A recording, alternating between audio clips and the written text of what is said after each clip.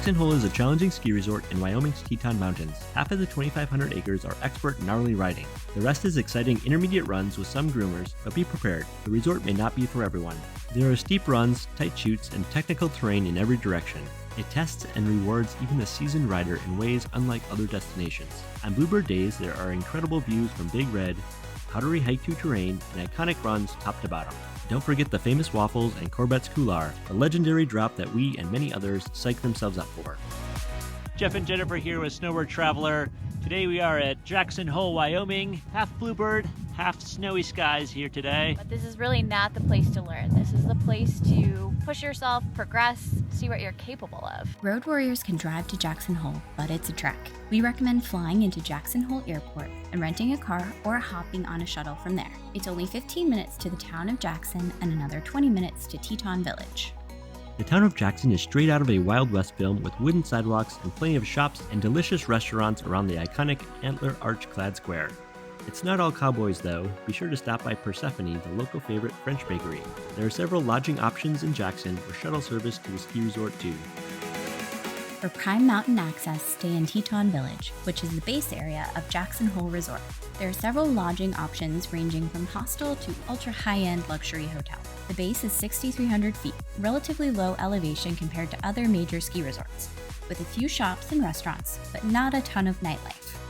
Jackson Hole covers two mountains with a small amount of beginner terrain near the base area. Intermediate riders will enjoy Opry View, Teton, Casper, and Marmot areas with terrain parks scattered around. Experts have much more to explore. Thunder and sublet chairs access several chutes, or you can take the tram from the base to the very top. Drop Corbet's Couloir or ride Rendezvous Bowl back to sublet and traverse into Ten Sleep Bowl. From here, hike up to Headwall and Casper Bowls, or drop into the lower elevation expert ridgelines in a deep snowpack. Beginners have limited options at Jackson Hole with green runs under Teton Chair. The Sweetwater Gondola also has the Mid-Station Solitude Learning Center. After conquering greens, confident beginners can try slightly steeper groomed runs from Opry View or Casper chairlifts. Intermediate riders have more varied runs around the resort. Bridger Gondola from the base to Rendezvous Lodge is the most scenic intermediate area. The gondola is speedy and the lodge has the only on-mountain fine dining. There's also grab-and-go food and cafeteria style for barbecue, a drink, and soaking in the view. From the lodge, ride down to Lupine to Amphitheater or pop in the trees. There are several runs filtering back down to the gondola for another lap. Then continue across the mountain to Casper for more blue groomers. This is a family-friendly area, but can get crowded in the easier terrain. Casper Restaurant is the other on-mountain dining option. Throughout the intermediate areas are Burton Stash Parks. These terrain parks feature natural wooden structures to jib, slash, or launch off. For a more traditional terrain park experience, head back to the base area and hit up Bronco Park. There are medium and large kickers and several rails. Plus, there's a smaller park nearby with rollers and beginner rails to practice your skills. Stronger riders can progress to the double blue runs at the resort, shown as dashed lines on the trail map. At the top of Thunder Quad is Laramie Bowl, a challenging open bowl past rocks along the Alta chutes. Or ride under the tram on Grand with views of the large valley between the Gros Ventre and Teton Mountains, the iconic Jackson Hole Vista. After tackling double blue terrain, it's time for black and double black runs. The Jackson Hole Area Tram, or Big Red, is one of the most iconic ski lifts in North America. The tram loads every 10 to 15 minutes and holds around 100 people. There's no easy way back down besides riding the tram. Stand in the front of the cabin to marvel at Corbet's Couloir on the way up.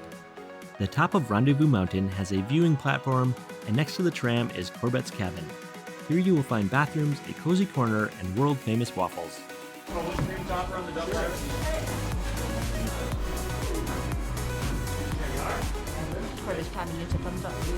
After stuffing your face, ride the ridgeline down to Corbet's Couloir. The contours of the Couloir change every day, but it's always a steep drop. On the first day, the entrance was looking like a reasonable slide, but by day 3, it was a sheer 20-foot drop with variable rocks and ice obstacles at the bottom. After peering over the edge and watching skiers flail down, we opted out. Looks too gnarly today. Pretty much you fall 30 feet and hit some rock. The other way down is much more reasonable and wide open. Rendezvous Bowl. This bowl flows down the mountain with scattered glades on the side. Ride Rendezvous Trail around, or plunge into Cheyenne Bowl with trees along the way. There's a lot of terrain to explore here and along Sublet Chair, but we found limited signage to get into lines that we could see across the bowl. It's more of a hunt for those fresh tracks. Traversing around Corbet's or from sublet chair brings you to Tent Sleep with a view up the Couloir to catch a glimpse of the daring riders. Oh, that dude just flew over. Below is a large rock field that holds some of the best snow on the resort. Tent Sleep filters down to the expert chutes, the cirque, and the next adventure at the resort, Hike to Terrain. Headwall is the first hike to terrain from Tent Sleep. The boot pack was easy to access with well-spaced steps. You can continue further along the top to Casper if it's open, which is a cliffy bowl that is lightly skied and typically good for a few putter stashes. Headwall was worth the hike for views of the resort and tram and fresh tracks along the ridgeline of Coombs. The top of the mountain had the best snow when we visited, so we didn't make it down into lower elevation areas such as Hoback and Saratoga Bowl because of the spring-like conditions. After 3 days of riding at Jackson Hole, it felt like we barely scratched the surface of the incredible terrain to explore. Thanks for riding with us here at Jackson Hole. We had an awesome time enjoying the bluebird sky and the snow. Jeff and Jennifer with Snowboard Traveler, and we'll see you at the next mountain.